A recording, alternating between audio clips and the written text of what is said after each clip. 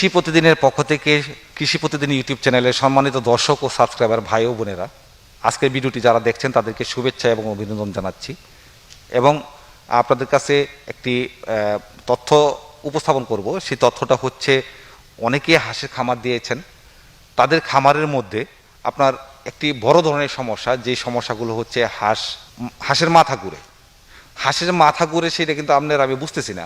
যখনই দেখবেন হাঁসটা নিজে উঠে দাঁড়াতে গেলে সে ঘুরে ঘুরে গিয়ে পড়ে যাচ্ছে, কিন্তু সোজা হয়ে দাঁড়াতে পারতেছে না বা হাঁটতে পারতেছে না। এটা এক ধরনের প্যারালাইসিস হতে পারে। প্যারালাইসিস আরও কয়েকটা রকম হতে পারে। সেই প্যারালাইসিস যদি হয়ে থাকে সেক্ষেত্রে আপনার করণীয় কী এবং তা থেকে পরিত্রাণের উপায় কী, সেই জিনিসগুলি নিয়ে আজকে প্রতিবেদনের মধ্যে কথা বলবো। আর এই প্রতিবেদনের কথা বলার জন্য সাথে থাকবো আমি মোহাম্মদ রানা হামিদ।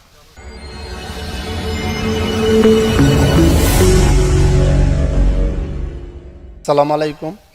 আজকের বিষয় ওই যে হাঁস পালন, এই যে হাঁসের যে মাথা ঘুরায় যে হাঁস মারা যায়, চোখ গোলা হইয়া এই মাথা ঘুরায় হাঁস মারা যায়। এটা কারণ এই রোগের। হাঁসটা যে আপনার যখন মাথা ঘুরায় মারা যায়, এই হাঁসটা আপনার একটা প্যারালাইসিস, ওইটার রোগটা হলো প্যারালাইসিসের নাম। প্যারালাইসিসের মতনই হয়, পুরা শরীর কাঁপে। প্যারালাইসিস কিন্তু 10 রকম আছে। এক প্যারালাইসিস আছে হাত টাইনে নিতে পারে না, নিতে গেলে এই বাটেলটা মানে কোমরটা ঝুলে যায় আর উঠতে চেষ্টা করে উঠতে পারে না। আরেকটা প্যারালাইসিস আছে আপনার শুধু পুরা শরীর কাঁপে, পুরা শরীর তত্তরি কাঁপবে আর শুধু মাথা ঘুরাইবে আর চোখগুলো লাল হয়ে যাবে। এই 3 রকমের কাজ একরকম হলে ওই হাঁসটার সাথে স্ট্রোক করে মারা যায়। ওই লোক প্যারালাইসিস, যেটা আমরা বলি যে এই স্ট্রোক করে মারা যায়। মানে মানুষ আছে না হার্ট অ্যাটাক করে না, হঠাৎ করে দেখবেন যে হার্ট অ্যাটাক করে হরে এমন আছে একটা হার্ট 2টা হার্ট ব্লক হয়ে যায়। এবার আস্তে আস্তে হাঁসটা যখন দুর্বল হয়ে যায় কাঁপতে হরে ঘুরে মারা যায়। ওই হাঁসগুলি যদি আমরা কোনো প্রাণী সম্পদ অফিসে বা পশু হাসপাতালে নিয়ে যাই, এটাকে পোস্টমর্টম করা হয়, তাহলে কি এই জিনিসগুলি পাওয়া যাবে? অবশ্যই। প্রাণী সম্পদ অধিদপ্তর প্রত্যেকটি সারা বাংলাদেশের প্রত্যেকটি জেলায় প্রাণী সম্পদ অধিদপ্তর ডাক্তার আছে। ওদের সাথে যোগাযোগ করলে এরা সব কিছু পারে। সরকার অধিদপ্তর ডাক্তারেরা দিছে, প্রাণী সম্পদ অধিদপ্তরে যারা এরা যোগাযোগ করবে এদের সেবা করবে এরা। আচ্ছা, এই ধরনের রোগগুলি হলে তাদের করণীয় কি খামারিদের? এদের আপনার এই চিকিৎসা আছে, সব জিনিসেরই চিকিৎসা আছে। তবে এটা এই প্রথম অবস্থায় হালতে হয়, একটু হুঁশিয়ার করে হালতে হয়, কারণ ভালো অগিদ্র কামার থেকে হাঁসটা সংগ্রহ করতে হয়। যেমন আমার কামার থেকে যারা হাঁস নেয়, আমি একদিনে জিরু বাচ্চা থেকে আপনার রানীক্ষেত্র এই ওষুধ আমি চৌকে দিয়ে দিই। তারপরে আপনার এই যে প্যারালাইসিসের জন্য আমি একটা ডোপ খাওয়াই। ওই যে কিছুক্ষণ আগে দেখলেন না আমার জন্য ইয়েতে আমি যে ডপ খাওয়াইছি, যেন আমার একটা ওষুধ আছে, এই ওষুধটা খাওয়ালে জীবনে আর প্যারালাইসিস আর হবে না। অনেক লোকে আছে বিভিন্ন খামার থেকে হাঁস নিয়ে হরে আমার কাছে ফোন দেয় যে ভাই আপনার একটা ইউটিউব চ্যানেলে আপনার নাম্বারটা পাইছি, আমি এক খামার থেকে হাঁস আনছিলাম, আমার হাঁসে এই রোগ জুগছে। তখন আমি মাঝে কিছুটা বলি যে ভাই কার কাছ থেকে আনছেন, যার কাছ থেকে আনছেন তার কাছে জিজ্ঞাসা করেন। তখন সে বলে যে ভাই আমার তো এখন ফোন ধরে না, সে মনে হয় যে কিছু জানে না, ফোন ধরে না। তো আমি যতটুকু জানি না আমার একটু সাজেশন দেন। ওতে অনেক লোকে গেছে আমার জিজ্ঞাসা করলে আমি যতটুকু জানি ওদের কাছে বলি। ওরা আবার উপভোক্তা অনেক লোক আমার কাছে বলে যে ভাই আপনি আমার এই সাজেশন দেওয়ার পরে দিয়ে এই ডাক্তারের কাছে ওষুধ নিয়ে খাওয়াইছি, ডাক্তারের যোগাযোগ করার পরে আমার হাঁসটা ইনশাল্লাহ মোটামুটি এখন ভালো সুস্থ অথবা ডিম দিতেছে। অনেক লোকে আমরা জানা। বাদে দেখা গেল আবার এই হাঁসটা আবার যখন বুড়া হয়, হাঁসটা বিক্রি করে আবার হাঁস আমার কাছ থেকে আবার সংগ্রহ করে। আপনি তো বাংলাদেশে বিভিন্ন জায়গায় বিভিন্ন বয়সের হাঁস বিক্রি করেন। জি 3 মাস, 4 মাস, 5 মাস, 6 মাস রানিং ডিম পাড়া হাঁসও বিক্রি করেন। তো আপনার কাছ থেকে হাঁস নেওয়ার পর কি কোনো খামারের এরকম হয়েছে? না, আমার কাছ থেকে ইনশাল্লাহ এই পর্যন্ত আমার কোনো কামারি হাঁস এখনো হয় নাই। অনেক লোকেই বলে যে সিরাজগঞ্জ ফোন অমুক গাছ থেকে তমুক গাছ থেকে আনে, ওরা তো কিছু জানে না, নিলে হরে মার খায়। কিন্তু প্রথম অবস্থা ট্রেডিং অবস্থা যদি লোকটা মার খায়লা, তাহলে তো এই লোকটা লাভবান হইতে পারে না। হরে এই জিনিসটা জীবন থেকে মন থেকে বাদ দিয়ে দেয়, আমি এগুলো করবো না। আর আমার কাছ থেকে যারা হাঁস নিতেছে এরা প্রচুর লাভবান হইতেছে। একজন নিয়ে আরো 5 জন এরা নেওয়া যাচ্ছে। যেমন প্রবাসীরা আছে, এরাও নেয়। যেমন এই লকডাউনের কারণে অনেক প্রবাসীরাই কাজ কাম বন্ধ হয়ে গেছে আর দেশে আইসে আমার কাছ থেকে হাঁস নিতেছে, অনেক লাভবান হইতেছে। আচ্ছা, তো এখন আমরা চলে আসি মূল কাজে, মূল কথায়, যে এখন ধরেন আপনার কোনো খামারি ভাইয়ের কাছে এরকম হয়ে গেল, তখন তো তারা যে হাঁসগুলি এরকম হয়েছে সেই হাঁসগুলিকে আলাদা করে ফেলবে এখান থেকে।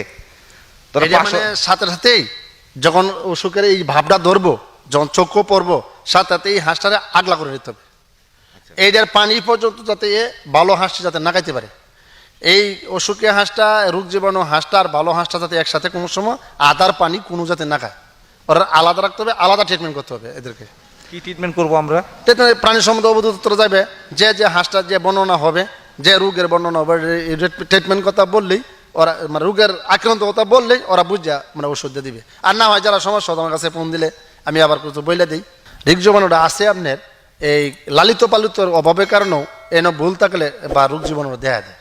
এমন আছে যে এখন আমাদের এলাকা কিন্তু ভারী এলাকা, আপনার এত মাস যেটা পানি ক্রাইসিস পড়ে যায়, তখন আমরা পুকুরের মধ্যে আবদ্ধ অবস্থা আমরা সেলো মেশিন বসাইয়া আমরা হয়তো মোটর দিয়া বা সেলো ডিজেল দিয়া ইঞ্জিন স্টার্ট করিয়া আমরা নিত্য নতুন করে পানি দিই।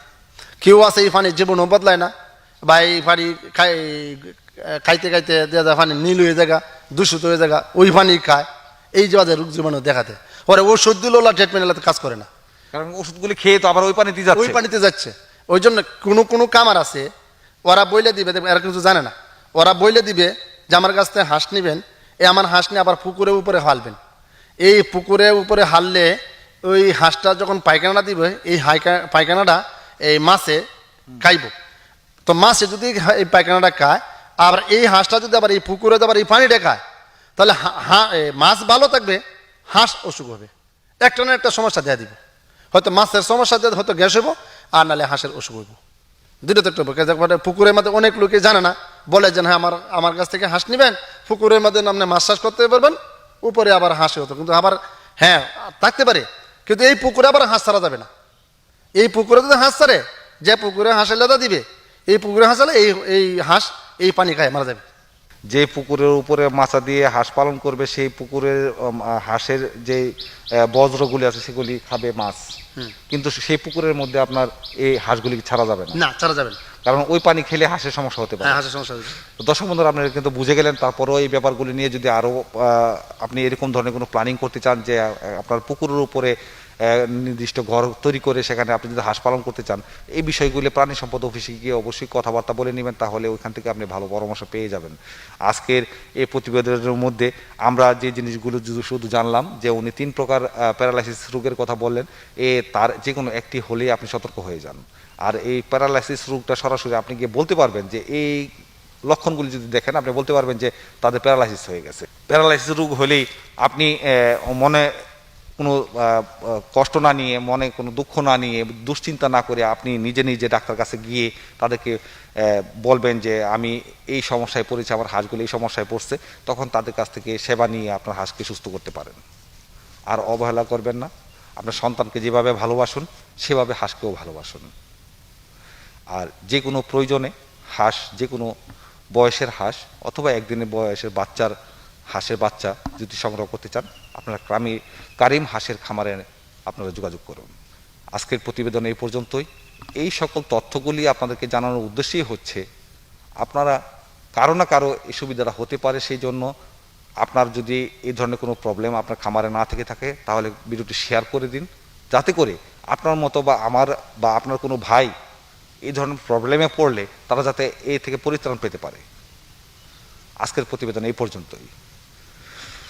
পরবর্তীতে আবার নতুন কোনো ভিডিও নিয়ে আবার আপনাদের সামনে হাজির হব। সে পর্যন্ত আপনারা ভালো থাকুন, সুস্থ থাকুন। আল্লাহ হাফিজ।